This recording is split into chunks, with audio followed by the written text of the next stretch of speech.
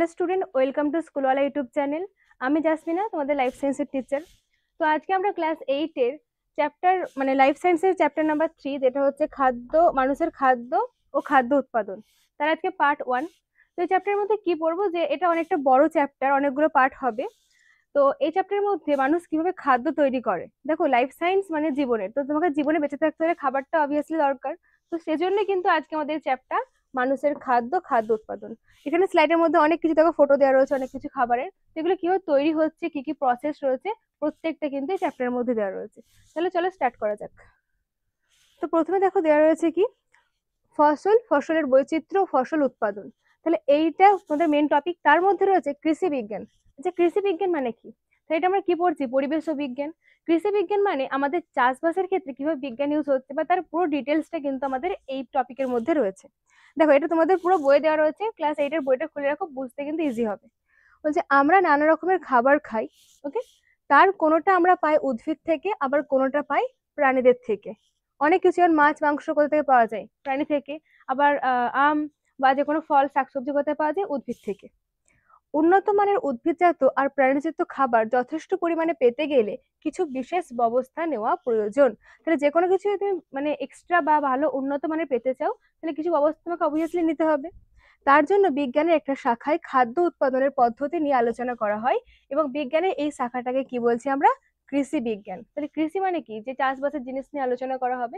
তাহলে কৃষি বিজ্ঞানের মধ্যে আমরা এই খাবার টাবার এসব নিয়ে পুরোটা ডিসকাস হচ্ছে, বা এগ্রিকালচার যাকে ইংলিশে বলা হচ্ছে। নতুন আর উন্নত ধরনের শস্য বা ফসল উৎপাদনের পদ্ধতির আবিষ্কার, বেশি দুধ আর উন্নত মানের ডিম বা ক্ষেত্র বিশেষে মাংস পাওয়ার জন্য বিভিন্ন পশু পাখি যেমন গরু, ছাগল, ভেড়া আর মুরগি ইত্যাদি পালন করার পদ্ধতি, এসব নিয়ে কৃষি বিজ্ঞানে আলোচনা করা হয়। তাহলে কিভাবে আমরা প্রাণীদের থেকে আর উদ্ভিদদের থেকে খাবারটা পেতে পারি। তো তাদের বিভিন্ন, যেমন একটা মুরগি, তাকে তো পালন করতে হবে, তাকে নিশ্চয়ই ফার্মে রাখতে হবে, বা কোনো হয়তো ধান গাছ, তাকে বড় করতে হবে। তাহলে পুরো এই সব নিয়ে হচ্ছে আজকের চ্যাপ্টার, যেটা তোমাদের ক্লাস 8-এর কৃষি বিজ্ঞান, ওকে। তারপর কি বলেছে, কৃষি বিজ্ঞানের আলোচ্য বিষয়। তাহলে কৃষি বিজ্ঞান আমরা কি কি নিয়ে আলোচনা করব। 1 নম্বর বলেছে, দেখো, মাটির ব্যবস্থাপনা, অর্থাৎ মাটিকে ফসল ফলানোর উপযোগী করে তোলা। দেখো, যে কোনো কিছু তুমি যে কোনো চাষ করতে চাও, তাহলে নিশ্চয়ই তার মাটির প্রয়োজন। কিন্তু এখন কি হচ্ছে না, বেশি ঘর বাড়ি হচ্ছে, ফলে মাটির যে পরিমাণ সেটা কমে যাচ্ছে।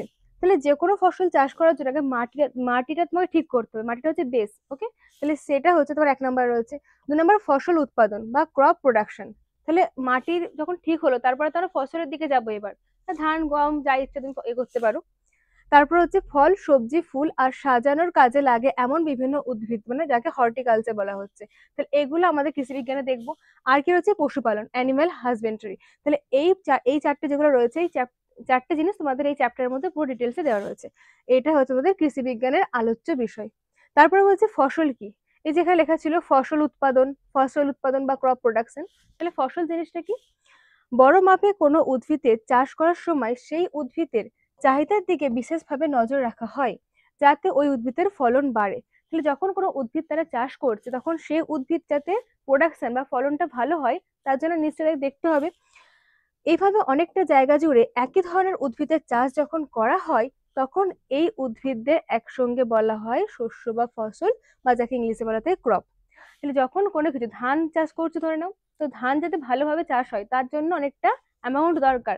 তো এই যখন অনেকগুলো ধান একসাথে রয়েছে, দেখো ওখানে বলেছে কি, এইভাবে অনেক জায়গা জুড়ে যখন একই ধরনের উদ্ভিদের চাষ করা হয়ে থাকে, ধরুন একটা জমির মধ্যে ধান চাষ করা রয়েছে পুরোটা জুড়ে, তো তখন তাকে কি বলা হচ্ছে, শস্য বা ফসল, বা ইংলিশে হচ্ছে ক্রপ, ওকে। নেক্সট বলছে, নেক্সট হচ্ছে ফসলের ধরন আর কি, এখানে উদাহরণ। তাহলে দেখো, ফসল কিন্তু অনেক ধরনের হতে পারে, ঠিক আছে। 1 নম্বর যেমন রয়েছে তন্ডুল জাতীয় ফসল। তো তন্ডুল জাতীয় ফসলের এক্সাম্পল কি হবে, ধান, গম। তাহলে এগুলো এগুলো তোমাদের এমসিকিউ আসতে পারে, দ্যাট শর্ট কোশ্চেনের জন্য দেখে রাখবে, মনে রাখবে এক্সাম্পল গুলো। তন্তু ফাইবার জাতীয় ফসল কোনগুলো রয়েছে, তুলো, পাট, এগুলো হচ্ছে তন্তু। তন্তু কি, একটা সরু সুতোর মতো থাকে না, অনেকগুলো ভেঙে গেলে, তো এইগুলো হচ্ছে এক্সাম্পল। ডাল জাতীয় ফসল, যেমন হচ্ছে তোমার ছোলা, মটর, বিন, এগুলো হচ্ছে ডাল জাতীয়, কারণ ছোলা দেখো, দেখে বুঝতে পারছে এগুলো। তৈলবীজ পাওয়া যায় এমন ফসল, সর্ষে, সূর্যমুখী। সর্ষের তেল হয়, সূর্যমুখী তেল হয়, তাহলে তৈলবীজ এখান থেকে কি হচ্ছে, তেল প্রোডাকশন করছে। কন্দ জাতীয় ফসলের এক্সাম্পল কি দেওয়া রয়েছে, আলু, আদা, ওকে। তাহলে এইগুলো হচ্ছে তোমাদের কিছু ফসলের ধরন, টাইপস রয়েছে। এছাড়া আরো রয়েছে এছাড়া কি রয়েছে 6 নম্বরে, চিনি পাওয়া যায়। তাহলে চিনি কোথা থেকে পাওয়া যাবে? মিষ্টি আখ থেকে, কারণ এখান থেকে কি পাওয়া যায়? চিনি পাওয়া যায়। এটা হচ্ছে উদাহরণ। তারপর হচ্ছে বাগানে চাষ করা হয় এমন ফসল কোনগুলো? চা বাগানে চাষ করা যায়, দার্জিলিং এর দিকে হয়ে থাকে। কফি চাষ করা যায়, রাবার চাষ করা যায়, এগুলো হচ্ছে তোমার বাগানে চাষ করা যায় এমন ফসল। এগুলো কি প্রত্যেকটা ফসলের টাইপস দেখানো রয়েছে। ওষুধ পাওয়া যায় এমন গাছ কি? তুলসী, সর্দির ওষুধে ইউজ করা হয়ে থাকে। তাহলে এগুলো একটা এক্সাম্পল হলো। তারপর হচ্ছে মশলা পাওয়া যায় এমন গাছ, না গোলমরিচ। এগুলো হচ্ছে তোমার এক্সাম্পল। তাহলে এগুলো কি আসবে এখান থেকে? জাস্ট এমসিকিউ, রিডিং পড়বে, অনেকটা জানো, কারণ এগুলো নিশ্চয়ই জানো যে বাগানে কোনগুলো হবে। চা, কফি এগুলো হয়, ওষুধ পাওয়া যায় তুলসী গাছ, জাস্ট কমন এগুলো। তাহলে এগুলো তোমরা দেখে রাখবে একবার। নেক্সট হচ্ছে ফসলের ধরন আর তোমার উদাহরণ। তাহলে ফসল দেখো, আগে কি দেখলাম যে বিভিন্ন ধরনের বৈচিত্র্য রয়েছে, কোনটা বাগানে হচ্ছে, কোনটা তোমার মেডিসিন পাওয়া যাচ্ছে, ওষুধ পাওয়া যাচ্ছে। এবার হচ্ছে ফসলের ধরনের আবার 4টে ভাগে ভাগ করেছে, যে সবজি।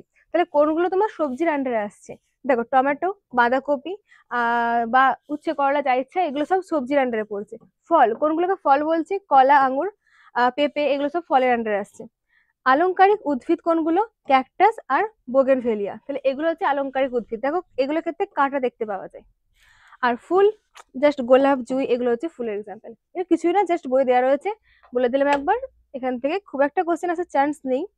এরপর কি রয়েছে যে অনেক সময় আবার এমনও হয় একটা ফসল কোনো বিশেষ ঋতুতে খুব ভালো হয়, অর্থাৎ ওই বিশেষ ঋতুর তাপমাত্রা, আর্দ্রতা, বৃষ্টিপাত ওই ফসলের বেড়ে ওঠার জন্য উপযোগী। কোন ঋতুতে,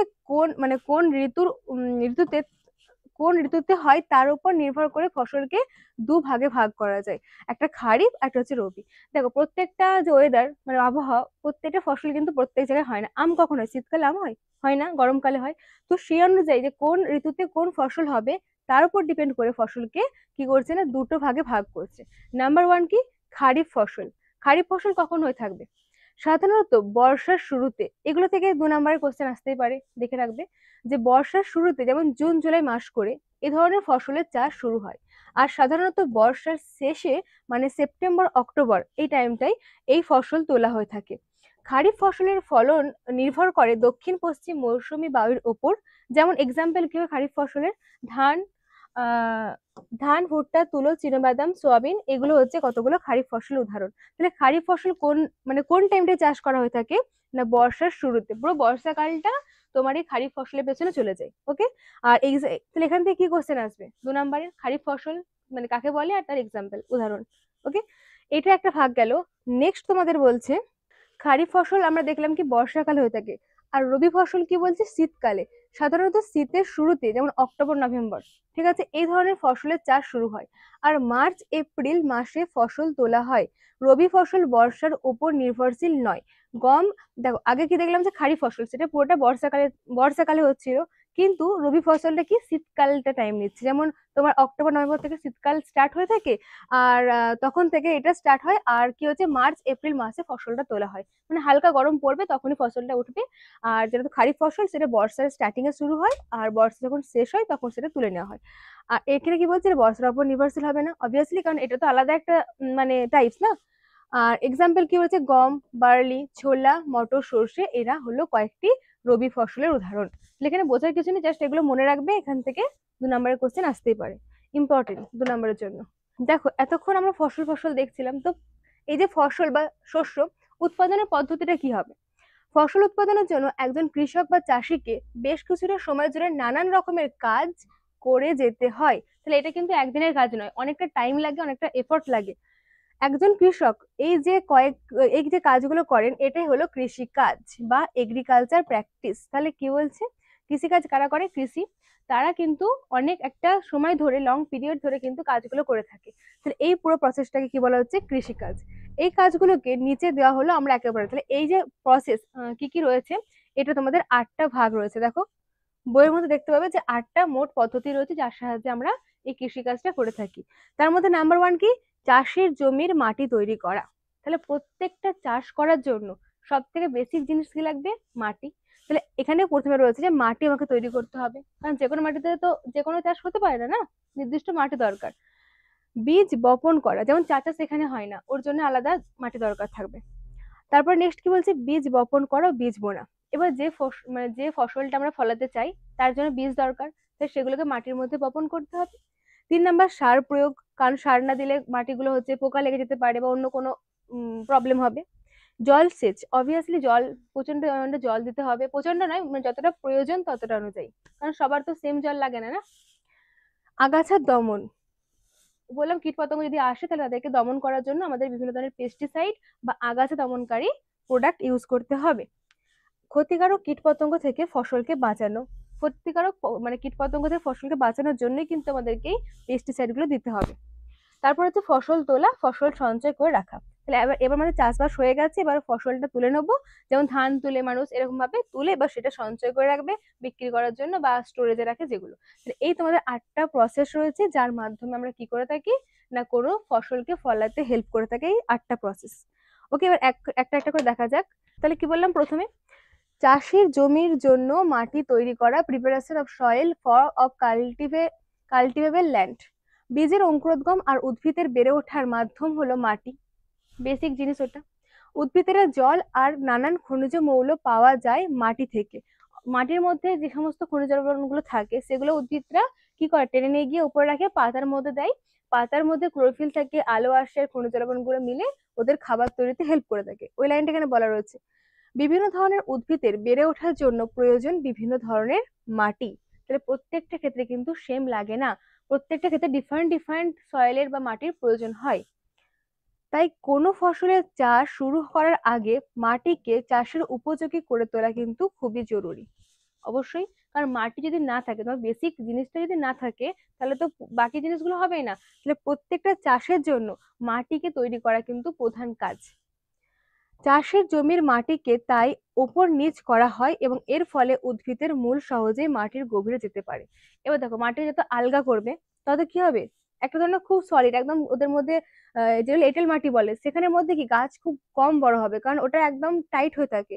এবার সেই জায়গায় যদি একটা লুজ মাটি থাকে যেখানে আলগা করা যেটাকে বলা রয়েছে, যে মাটিটা আলগা করলে তখন কি হবে, মাটির মূলটা সহজেই ভেতরে যেতে পারবে এবং জল খনিজ লবণ যা যা দরকার সেগুলোকে শোষণ করে নিতে পারবে। ওকে, তাহলে আশা করি স্লাইডটা বোঝা গেল। এরপর কি বলছে, মাটিতে থাকা বিভিন্ন খনিজ পদার্থ, জল, বায়ু, পচা গলা জৈব বস্তু আর বিভিন্ন জীব। তাহলে মাটিতে কি কি থাকে, খনিজ পদার্থ থাকে, যেটা বললাম যে খনিজ পদার্থ নেই, জল থাকে, বায়ু রয়েছে, পচা গলা জৈব বস্তু। পচা গলা জৈব বস্তু বলতে কি, কোনো ধরনের গাছের পাতা পচে গেল, তাহলে আলটিমেটলি কি কোথায় মিশছে, মাটিতে। তারপর ধরো না কোনো কুকুর বেড়াল মারা যায় তো অনেক সময়, তাদের জীবদেহটা ওকে তো কেউ তুলে নিয়ে কিছু করে না না, তো ওরাও কি আলটিমেটলি গিয়ে মাটিতে মিশছে। তাহলে বিভিন্ন ধরনের পচা গলা জৈব বস্তু মাটির মধ্যে রয়েছে। আর বিভিন্ন জীব, আচ্ছা মাটি আলগা করলে মাটিতে বায়ু চলাচল হলে তা কেঁচো আর মাটিতে বসবাসকারী জীবাণুদের বেড়ে ওঠার পক্ষে সহায়ক হয়ে থাকে। তাহলে মাটিতে যদি আলগা করে থাকে তাহলে শুধুমাত্র গাছ মানে ফলনের জন্য নয়, এদেরও কিন্তু হেল্প হয়ে থাকে। ওইসব জীবেরা যে মাটিকে শুধু আরো আলগা করতে সাহায্য করে তাই নয়, এরা মাটির জৈব অংশ যা হিউমাস বাড়াতেও সাহায্য করে থাকে। এইসব জীবেরা কৃষকের বন্ধুর মতো কাজ করে থাকে। তাহলে আগে শুনেছি যে মাটি মানে কৃষকের বন্ধু কাকে বলা যায়, কেঁচোকে। তাহলে কেঁচো কি করছে, মাটির মধ্যে থাকার ফলে ওরা কিন্তু মানে খুব হয়তো বড় অ্যামাউন্টে হেল্প করতে পারছে না, বাট মাটিটা কিন্তু অনেকটাই আলগা করতে সাহায্য করছে এবং যেটা কিন্তু ফসল ফলানোর ক্ষেত্রে উপযোগী। মাটিতে মাটিতে বাস করা কিছু জীবাণু মৃত উদ্ভিদ বা প্রাণীদের দেহকে পচিয়ে ওইসব জীবের দেহের নানা যৌগ আর মৌলগুলোকে মাটিতে মিশিয়ে দেয়, আর এগুলোই উদ্ভিদের পুষ্টি উপাদান বা নিউট্রিয়েন্ট। তাহলে কি বলছে, মাটিতে বাস করা জীবাণু, তার মধ্যে হচ্ছে কেঁচো রয়েছে এক্সট্রা, কিন্তু অনেক অণুজীব বা জীবাণু রয়েছে। তারা কি করছে, মৃত উদ্ভিদ যে সমস্ত গাছগুলো পচে যাচ্ছে বা বললাম কুকুর বেড়াল মারা যাচ্ছে, মৃত প্রাণী, তাদের দেহকে পচিয়ে ওই জীবের দেহের নানা যৌগ আর মৌল, তাহলে একটা জীব বিভিন্ন ধরনের যৌগ আর মৌল দিয়ে গঠন করছে, তাহলে সেগুলো কি করছে, মাটিতে মিশিয়ে দিচ্ছে এবং কি করছে না উদ্ভিদের পুষ্টি উপাদান হিসেবে কাজ করছে। উদ্ভিদ যা নেওয়ার বাতাস থেকে নিচ্ছে, মাটি থেকে খনিজ লবণ নিচ্ছে, বাট তা সত্ত্বেও এগুলো কি হচ্ছে কি, এদের এক্সট্রা হেল্প করছে। তারপর কি বলছে, যা উদ্ভিদেরা মাটি থেকে গ্রহণ করে থাকে, মাটিতে মিশছে আলটিমেটলি যাবে উদ্ভিদের কাছে। মাটির উপরের দিকের মাত্র কয়েক সেন্টিমিটার পুরু স্তরটাই উদ্ভিদের বৃদ্ধিতে সাহায্য করে। তাই নিচের মাটি ওপরের আনলে বা ওপরের মাটি নিচে পাঠালে আর মাটি আলগা করে দিলে উদ্ভিদের পুষ্টি উপাদানগুলো মাটির উপরের দিকে চলে আসে, ফলে উদ্ভিদেরা ওই যৌগ আর মৌলগুলোকে সহজে নিজেদের কাজে লাগাতে পারে। তাহলে দেখো একটা উপরে নিউট্রিয়েন্টের পার্ট রয়েছে, মানে অলওয়েজ ওটাই রয়ে গেল, তাহলে ওটা কিন্তু খুব এফেক্টিভ হবে না, মানে ওটা কার্যকারী হবে না। যদি উপর নিচ মাটিটা করে তাহলে সেটা কিন্তু উদ্ভিদের বৃদ্ধির জন্য আরো হেল্পফুল হবে। ভূমিকর্ষণের যন্ত্রপাতি। তাহলে ভূমিকর্ষণ ওই যে বললাম উপর নিচ করছে, মানে মাটিগুলোকে আলগা করছে, তাহলে কি কি কাজ, এগুলোর জন্য কি কি ইউজ করা হয়ে থাকে? এক নম্বর আছে কি, লাঙল। কি, জমি চষা, মাটিতে সার মেশানো বা মাটি থেকে আগাছা তুলে ফেলার মতো নানান কাজ লাঙল ব্যবহার করা হয়। তো এটার সাহায্যে কি করছে, জমি চষা মানে কি, জমিটাকে আলগা করতে হেল্প করছে, মানে উপর নিচ করা যেটা বলছিলাম আগে, মাটিতে সার মেশাতে বা মাটি থেকে আগাছা তুলে দিতে কিন্তু এই লাঙল প্রক্রিয়াটা, মানে লাঙলের সাহায্যে করতে পারছে। তারপর বলছে বর্তমানে দেশি কাঠের তৈরি লাঙলের জায়গা নিয়ে নিচ্ছে লোহার তৈরি লাঙল। তাহলে এখানে দেখো ফটোর মধ্যে দেওয়া রয়েছে, এগুলো আগেকার প্রসেস, এখন এতটা করা হয় না, এখন মেশিন বেরিয়ে গেছে, বাট তাও রয়েছে, তো পড়ে নেবে একবার। তারপর হচ্ছে নিড়ানি। নিড়ানির সাহায্যে চাষের জমি থেকে আগাছা তুলে ফেলা আর মাটি আলগা করার কাজ করা হয়ে থাকে। তাই প্রত্যেকটা কিন্তু সেম কাজ রয়েছে, যেমনটা তোমরা লাঙলের ক্ষেত্রে দেখলে ঠিক তেমন নিড়ানি কি করে থাকে না, জমি থেকে আগাছা তুলে ফেলে আর মাটিকে আলগা করতে পারে। তাহলে এই দুটো হচ্ছে তোমার নিড়ানির কাজ। এছাড়া আরেকটা তোমাদের যন্ত্র রয়েছে কি, কর্ষক বা কাল্টিভেটর। কি, বর্তমানে বড় বড় চাষের জমি কর্ষণ করতে ট্রাক্টরের সাহায্য নেওয়া হয়ে থাকে। দেখেছো নিশ্চয়ই তোমাদের বাড়ির পাশে ট্রাক্টর ইউজ করা হয়ে থাকে।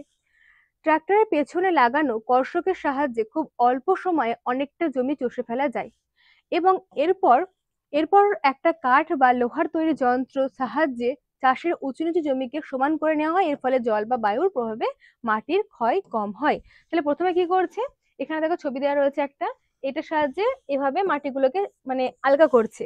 তারপর একটা থাকে যেটা কি করছে, আলগাটাকে প্লেন করে দিচ্ছে, যার ফলে কি হলো, মাটিটা হালকা হয়ে গেল, বাট এলোমেলো থাকছে না, প্লেন করছে। এই যে দেওয়া ছিল এখানে, ফর একটা কাঠ বা লোহার তৈরি যন্ত্র সাহায্যে উঁচু নিচু জমিকে সমান করে নেওয়া যায়। তাহলে প্রথমে কি করছে, এটাকে এভাবে আলাদা আলাদা করে দিল, তারপর এটাকে প্লেন করে দেবে। ওকে, তাহলে এটা তোমাদের কার কাজ, কর্ষকের কাজ। এই তিনটে ছিল তোমাদের কি না, যন্ত্রপাতি। একটা ছিল লাঙল, একটা নিড়ানি, আর একটা কর্ষক। এরপর আছে বীজ বপন। তাহলে মাটি তৈরি করা হয়ে গেছে, সেকেন্ড কি করতে হবে, বীজ। এবার বীজ আনার পালা। দেখো বীজ বপন করতে গেলেও কিন্তু অনেক প্রসেস থাকে, যে কোনো বীজ খারাপ এগুলো তো দিলে হবে না, না খারাপ বীজটা তোমাকে আলাদা করতে হবে। কি দিয়েছে পড়ো, বীজ বপন বা বীজ বোনা হলো চাষের একটি গুরুত্বপূর্ণ পর্ব। কারণ আমি কাকে চাষ করব, তার জন্য তো বীজটা দরকার না, মাটি রেডি করে শুধু লাভ নেই। বীজ বপনের আগে দেখে নেওয়া দরকার বীজগুলো ভালো গুণের অধিকারী, অর্থাৎ বীজগুলো সুস্থ, খরা ও অতিবৃষ্টি সহনক্ষম আর সংক্রমণ মুক্ত কিনা, বেশি ফলন দেবে এমন বীজ চাষিরা পছন্দ করে। তাহলে চাষি যখন চাষ করতে যাচ্ছে তখন সে কি দেখবে, যে সব দিক থেকে বীজটা পারফেক্ট আছে কিনা। তো সেটা দেখার জন্য কি কি করছে না, বীজগুলোকে ভালো গুণের অধিকারী, মানে যেমন একটা ধরো আম চাষ করতে, মানে আম গাছ লাগাচ্ছে, তাহলে আমরা কি দেখবো, যে আর গাছটা কিরকম, তার মানে কোয়ালিটি দেখবো। তো ঠিক তেমনই যখন ধান চাষ করতে যাচ্ছে বা যে কোনো কিছু, তখন কিন্তু তার কোয়ালিটি দেখবে। তারপর বলছে কি, বীজগুলো যে কোনো প্রকার তোমার আবহাওয়ার চেঞ্জ হোক, যদি সেটা হচ্ছে খরা আসুক, অতিবৃষ্টি আসুক, সেটার প্রতি সহনশীল কিনা, মানে নিজেকে মানাতে পারছে কিনা। বা হয়তো দেখা গেলো একটু বৃষ্টি হলো, ব্যাস বীজ খারাপ হয়ে গেল, এরকম কিন্তু ওরা নেবে না। আর কি বলছে, বেশি ফলন দেবে, এটা সব থেকে ভেরি ইম্পর্টেন্ট পয়েন্ট, যে বেশি ফলন দেবে এরকম বীজই তো চাষের দরকার। তাহলে এইগুলো আমরা একটা দেখে নেবো বীজের মধ্যে এগুলো আছে কিনা, যদি থাকে তাহলে চলো বীজ বপন করা যাক। এরপর কি আছে, ভালো সুস্থ বীজ আর খারাপ বীজ কিভাবে চিনবে। যে বললাম কি, বীজ অবশ্যই সবসময় কি করতে হবে, যে ভালো আর খারাপ আলাদা করে নেবো, কারণ ভালো বীজগুলোকেই তো চাষি ইউজ করবে না, খারাপটা আর ইউজ করবে না। তাহলে কিভাবে বুঝবো, একটা গ্লাস বা বিকারে জল অর্ধেক ভর্তি করো, এটা তোমাদের বইয়ে একটা এক্সপেরিমেন্ট দেওয়া রয়েছে, তোমরা করে দেখতেই পারো। করলে তাহলে কি করবে, তারপর এক মুঠো গমের বীজ নিয়ে জলে ফেলে ভালো করে নাড়ো এবং কিছুক্ষণ অপেক্ষা করো। তাহলে একটা গ্লাস নিতে বলছে, তার মধ্যে জল নাও, দিয়ে যেটা ইচ্ছা, গম ধান যা ইচ্ছা একটা দিয়ে দাও, দিয়ে কিছুক্ষণ অপেক্ষা করো। আমরা ওটা দেওয়ার পর নাড়তে হবে, মানে নাড়ার পর অপেক্ষা করো। এবার কি বলছে, রেজাল্ট কি হবে, সংক্রমণ বা অন্যান্য কারণে নষ্ট হয়ে যাওয়া বীজের ভেতরটা ফাঁপা হবে। ঠিক আছে, তাহলে ফাঁপা যেটা হবে, মানে ধরো কোনো বীজের ভেতরটা খারাপ, তাহলে সেটা কি হবে, ফাঁপা হয়ে গেল। ফাঁপা যখনই হবে তখন দেখবে সেটা জল থেকে উপরে উঠে চলে আসছে, কারণ ওটা ভারী তো নয়, যে সলিড নয় যে নিচে থিতে যাবে, তাহলে উপরে উঠে আসছে। তারপর দিয়েছে দেখো, তাই নষ্ট হয়ে যাওয়া বীজগুলো হালকা বলে জলে ভেসে থাকে। স্বাভাবিক ব্যাপার। ধরো এটা কোনো একটা গ্লাস নিলে, তার মধ্যে এখানে হাফ জল ভর্তি জল আছে এখানে, তার মধ্যে কি নিলে, বিভিন্ন ধরনের বীজ নিলে।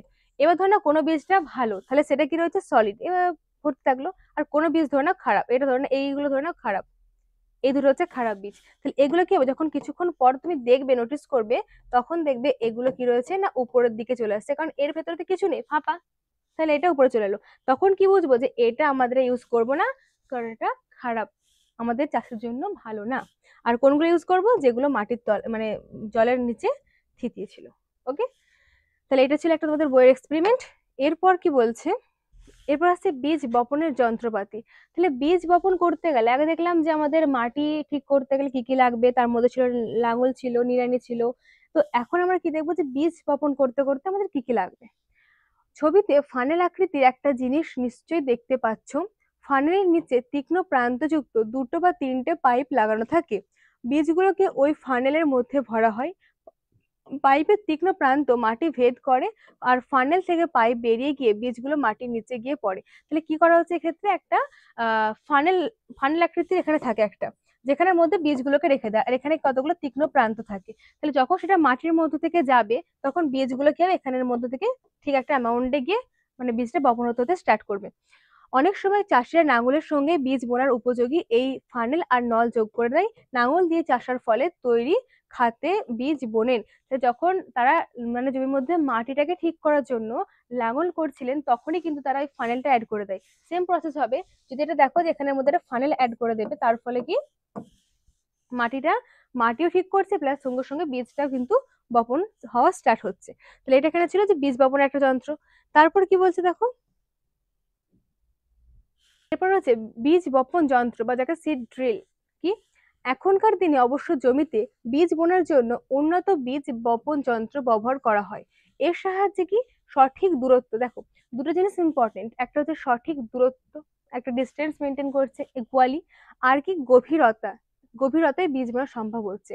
তাহলে বীজ বপন যন্ত্রের সাহায্যে কি করছে না, একই ডিস্টেন্সে, ধরো একটা বীজ এখানে, একটা বীজ, আচ্ছা এই ডিস্টেন্স মেনটেন করার ফলে কি হেল্প হবে, যখন গাছগুলো বড় হবে তখন একটা একটার উপরে ছাপিয়ে পড়বে না। ঠিক একটা দেখো অ্যামাউন্টে, এ জায়গাতে বড় হচ্ছে, এ জায়গাতে বড় হচ্ছে, কেউ কাউকে কিন্তু বাধা তৈরি করছে না। এবার ধরো তুমি হাতে করে বীজ বপন করলে, এখানে একটা দিলে, এখানে একটা, এখানে একটা, তাহলে বড় যখন হবে তখন কি হবে, একটা সাথে একটা ওভারল্যাপ করে দেবে, মিশে যাবে।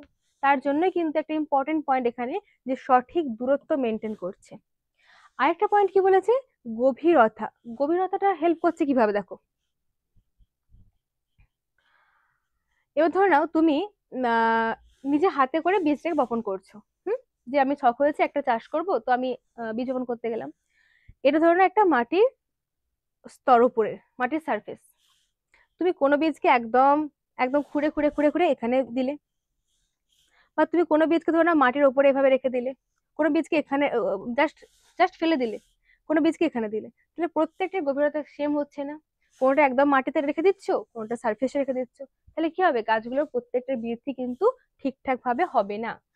তো সেই প্রবলেমটা সলিউশন করার জন্য কিন্তু এখানে একটা ইম্পর্টেন্ট পয়েন্ট কি, সঠিক গভীরতা, প্রত্যেকটা সমান গভীরতায় কিন্তু বীজগুলোকে এখানে বপন করা হচ্ছে। কার সাহায্যে, বীজ বপন যন্ত্র বা সিড ড্রিলের সাহায্যে। বীজ বপন যন্ত্রের সাহায্যে বীজ বোনা হলে বীজগুলো সবসময় মাটি দিয়ে ঢাকা থাকে। যেটা বললাম, যে এটা কি করছে দেখো, এটা তোমার কাজ, ওকে, আর এটা কি করছে, ওরা মাটি দিয়ে ঢেকে রয়েছে, প্রত্যেকটা একদম সেম লেভেলের মধ্যে। ওকে, তারপর কি বলছে, ফলে পাখিরাও আর ওই বীজের নাগাল পায় না, নাগাল পায় না, সময় আর শ্রমের সাশ্রয় দুটোই হয়। তাহলে কি হচ্ছে, যে যেহেতু একটা মেশিন কাজ করছে, অবভিয়াসলি সেটা মানুষের থেকে বেশি এফেক্টিভ হবে।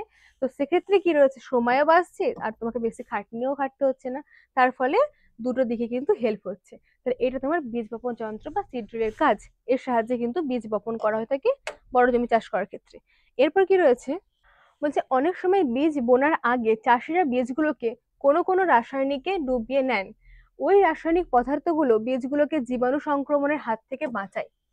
এবার ধরে নাও, চাষের কি ভাবছে, যদি বীজটাকে তো বপন করলাম ঠিক আছে, হয়তো এখানের মধ্যে কোনো জীবাণু আসতে পারে, হুম, আসতেই পারে, কারণ মাটির ভিতরে অনেক অণুজীব থাকে।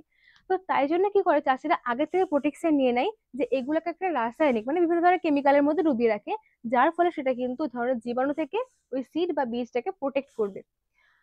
তারপর বলছে ধান বা কিছু সবজি যেমন টমেটো, পেঁয়াজ, বীজ প্রথমে বীজতলায় বোনা হয়। এরপর বীজতলায় চারা গাছগুলো কিছুটা বড় হলে তাদের মধ্য থেকে সুস্থ সবল আর নীরোগ চারা গাছ বেছে নিয়ে চাষের জমিতে লাগানো হয়ে থাকে। তো দেখো টমেটোর ক্ষেত্রে, পেঁয়াজের ক্ষেত্রে কি করছে, আগে একটা টেস্ট করে নিচ্ছে, প্রি টেস্ট।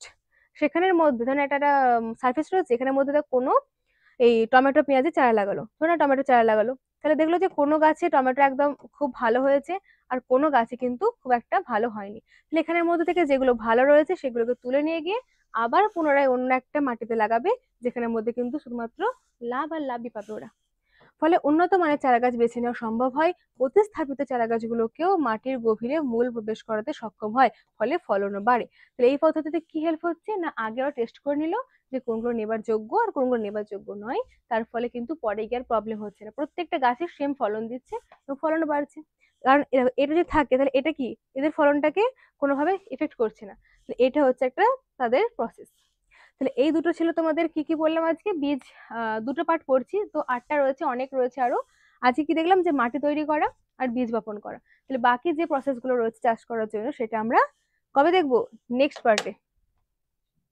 তো আজকে ভিডিও পর্যন্ত। তাহলে আজকে আমরা কি দেখলাম যে কৃষিকাজ কি, আর চাষ করার জন্য 8টা প্রসেস রয়েছে, তার মধ্যে মাটি আর মানে মাটি কিভাবে রেডি করব আর বীজ কিভাবে বপন করব এগুলো আমরা দেখলাম আজকে। নেক্সট দিন বাকি এগুলো দেখবো। তো আজকে ভিডিও পর্যন্তই। তো পড়াশোনা স্টার্ট করো, আর ভিডিও ভালো লাগলে অবশ্যই চ্যানেলটা সাবস্ক্রাইব করে দিও, কোনো ডাউট থাকলে কমেন্ট করো। Thank you.